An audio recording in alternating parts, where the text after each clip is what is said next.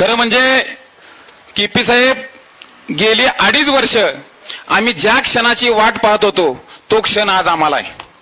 आणि तुमचं आणि तुमच्या सर्व कार्यकर्त्यांचं मी शिवसेनेचा तालुका प्रमुख मनापासून आभार मानतो की या जिल्ह्यामध्ये गेली 2.5 वर्ष पक्ष फुटल्यानंतर आमचं धनुष्यबाण चिन्ह गेलं आणि आम्हाला मशाल मिळालं आणि त्या मशालीला पहिलं मतदान करण्याचा मान तुमच्यामुळे आम्हाला मिळणार आणि म्हणून सर्व समस्त शिवसैनिकांच्या वतीने मी तुमचा आभार मानतो.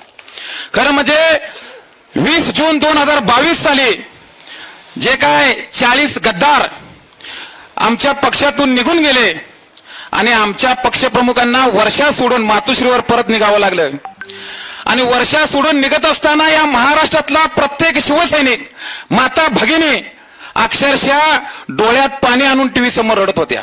याचं कारण असं होतं की ते शिवसेनेचे पक्षप्रमुख नव्हे किंवा शिवसेनेचे नेते म्हणून नव्हे किंवा बाळासाहेब ठाकरेंचे पुत्र म्हणून नव्हे तर ज्या उद्धव साहेबांनी 2019 साली या महाराष्ट्राचा मुख्यमंत्री म्हणून शपथ घेतली आणि लगेच 2-3 महिन्यानंतर कोरोना आला आणि या महामारीच्या संकटात ज्या माणसानं हा महाराष्ट्र माझं कुटुंब आहे आणि या महाराष्ट्रातला प्रत्येक समाजातला माणूस मग तो कोणत्याही जाती धर्माचा असो, मुस्लिम असो, ख्रिश्चन असो, दलित असो, मराठा असो किंवा कोणत्याही जाती धर्माचा असू देत, तो नागरिक म्हणजे माझ्या कुटुंबातला सदस्य आहे आणि हा सदस्य म्हणून जे त्यांनी 2-2.5 वर्षात काम केलं आणि त्याची पोचपावती म्हणून ज्यावेळी उद्धव साहेबांनी वर्षात सोडला, तडकाबडकी राजीनामा दिला, त्यावेळी अखंड महाराष्ट्र हळहळला आणि त्याच वेळी एकीकडे ज्या माणसांना पानटपरीपासून आमदार मंत्री केलं, अनेक लोकांना रस्त्यावर चालत्या फिरत्या माणसाला आमदार केलं, ते आमदार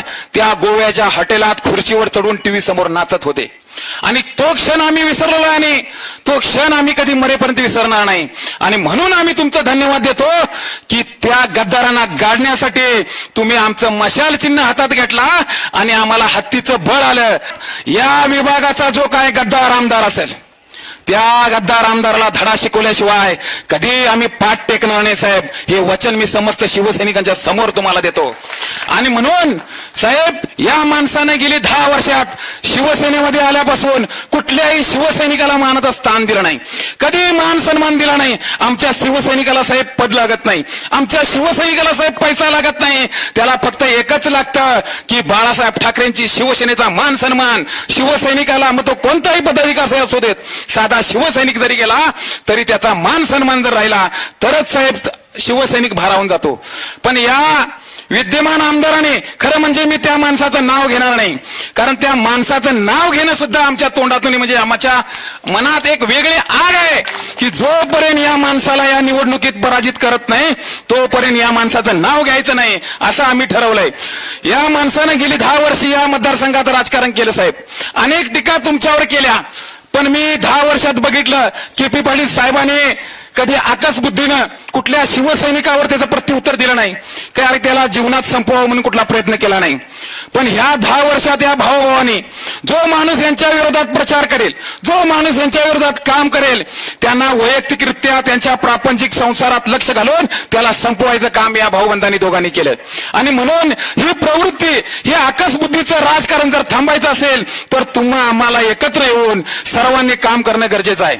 मशाल हे चिन्ह आम्हाला मिळालंय म्हणून मी आजच साहेब घोषणा करतो की राधानगरी विधानसभेमध्ये मशाल पेटणार आणि प्रकाश पडणार. आपण घरोघरी प्रत्येकानं ही जे काय टॅग लाईन आहे ते प्रत्येकानं एकच म्हणायचं आहे की 20 तारखेपर्यंत मशाल पेटणार आणि प्रकाश पडणार. आणि प्रकाश पडणार म्हणजे पडणार, कोणत्याही परिस्थितीत प्रकाशला पाडायचंच आहे, हा निर्धार आपण करायचा आहे.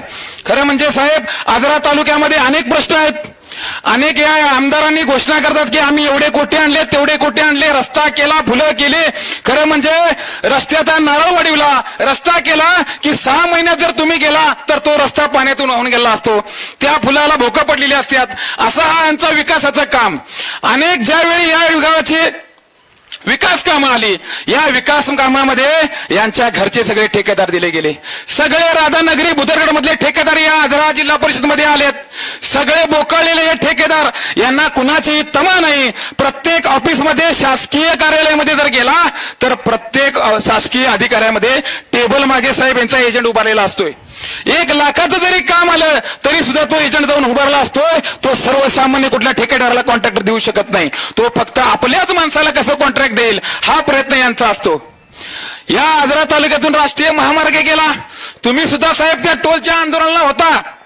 तुम्ही सुद्धा तुमच्या डोळ्यानं पाहिलं असेल हजारोंच्या संख्येनं आजरा तालुका वासियांना हा टोलचा भुर्दंड होणार म्हणून सर्वसामान्य माणूस उठला आणि आंदोलनाला गेला.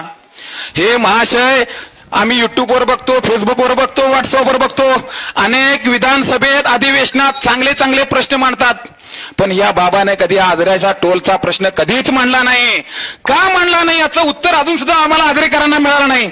बहुतेक मला असं वाटतंय की हा टोल नाका चालू झाला की मला वाटतंय ठेका यांना घ्यायचा आहे म्हणून काय मला माहित नाही, म्हणून हे टोलवर बोलायला टाळतात. आणि म्हणून तुम्ही आम्ही सर्वांनी भविष्य काळात या राजकारणात आपण डोळे उघडून मतदान करणं गरजेचं आहे. आज राज्याची परिस्थिती बघितली तर देवाभाऊ टायगर आहे, देवाभाऊ अमुक आहे तमुक आहे म्हणून हे भाजपवाले टिमकी वाजवतात. खरं म्हणजे हा देवाभाऊ ज्या दिवशीपासनं गृहमंत्री झाला त्या दिवशीपासनं या महाराष्ट्राला कलंक लागला. अनेक घटना बघा, अहो यांच्याच पक्षाचे आमदार खुलेआम गोळीबार करतात.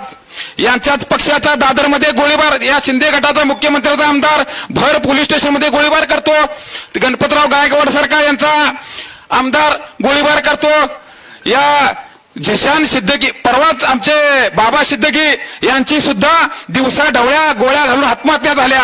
अनेक आया बहिणींची आबरू लुटली आणि तरी सुद्धा यांची कॉलर टाईट की आमचा देवाभाऊ. खरं म्हणजे या महाराष्ट्राचं वाटोळ करण्याचं काम जर कोणी केलं असेल तर या देवेंद्र फडणवीस म्हणजे अनाजी पंताने केलं. जाती धर्मामध्ये भांडण लावायचं काम या भाजपने केलं आणि या शिंदे सरकारने केलं. खरं म्हणजे आजरेकरांचं प्रेम जर आम्ही केपी साहेब बघितलं असेल तर ज्यावेळी पक्ष फुटला आणि आदित्य साहेब सावंतवाडी मधून आजरा मार्गे मुंबईला जात होते त्यावेळी अतांग जनसागर लोटला.